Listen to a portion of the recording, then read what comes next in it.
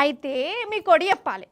చిన్నప్పుడు నాకు భరతనాట్యం నేర్చుకోవాలని బాగా కాయిషుండే. ఏంది పిల్ల ఆయన ఇక్కడ ఎత్తావా ఏంది అని అడిగారు. ఈడేం చెయ్యగాని మీరేం భయపడకూరు కానీ. అయితే నాకు ఎవ్వరు నేర్పలేదులా, నాకు నేనే నేర్చుకున్నా. ఎట్లా అంటారా, భరతనాట్యం టీచర్ పిల్లలకు నేర్పుతా అంటే నేను ఇట్లా దూరం నుంచి కిటికీలకి వెళ్ళి చూసుకుంటా, వాళ్ళు ఎట్లా చేస్తే గట్ల వాళ్ళకి తెలియకుండా ఇట్లా ఇట్లా ఇట్లా నేర్చుకున్నా. ఆఖరికి భరతనాట్యం పోటీలల్లా ఫస్ట్ ప్రైజ్ కూడా తెచ్చుకున్నా. అంటే ఏకలవ్య శిశురాలని అన్నట్టు. నా భరతనాట్యం ముచ్చట ఇంటుంటే ఏదో సినిమాల సీన్ చూసినట్టు కొడుతుందా ఏంది? అరే నేనేం సినిమా చూసి చెప్తలేను, నిజమే చెప్తున్నానులా. అయితే గిట్లా చూసి నేర్చుకునేటోళ్ళు నా లెక్క మనుషులే అనుకున్నా. కానీ కోతులు కూడా ఉంటాయోళ్ళా. అరే అవంటే నమ్ముతలేరా? చూడరు మీరు. చూసి నేర్చుకునుడు మనిషికున్న ఒక కళ, కానీ కోతులు మనకంటే ఇంకా చాలా హుషారని నాకు ఇయాలని అర్థమైంది. అవి చూసి నేర్చుకునుడు కాదు, చూసి నేర్చుకొని మళ్ళీ ఉల్టా నేర్పుతున్నాయి. హగో కోతులు చూడు, ఇటు నుంచి అటు అటు నుంచి ఇటు ఎట్లా ఉరుకులాడుతున్నాయో.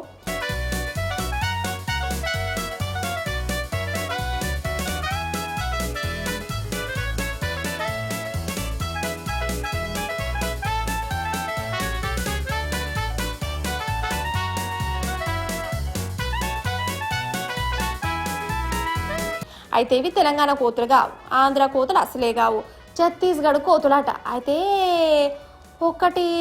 ఒక పట్టణంలో పోలీస్ ట్రైనింగ్ సెంటర్ ఉన్నది.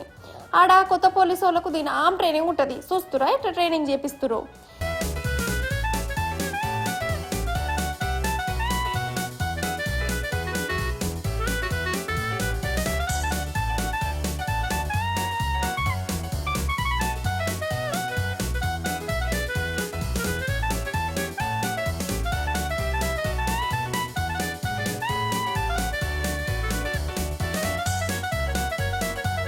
ఇక ఈ ట్రైనింగ్ను ఆనే తిరుగుతున్న కొన్ని కోతులు చూసినాయి. వాళ్ళ లెక్కన దూరంకి వెళ్ళి కూడా ప్రాక్టీస్ చేసుడు పెట్టిన వాళ్ళ. ఈ కోతుల లోపల ఉన్న కళను పోలీసాలు కానీ పెట్టి ఇప్పుడు ఆ కోతులకు కూడా ట్రైనింగ్ ఇస్తానులాగో.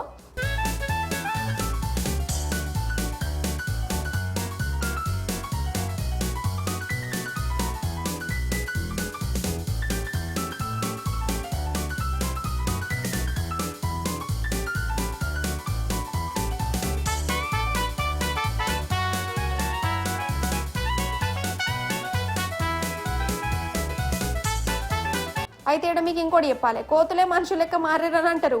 ఈ ఎగురుడు దునుకుడు మనుషులే కోతుల నుంచి నేర్చుకున్నారు. కానీ ఇప్పుడు ఉల్టా కోతులకే మనోళ్ళు నేర్పుతారంటే తాతకు దగ్గులు నేర్పుడు అన్నట్టే కదా. ఇక గట్లనే అంటున్నట్టు అక్కడ జనాలు.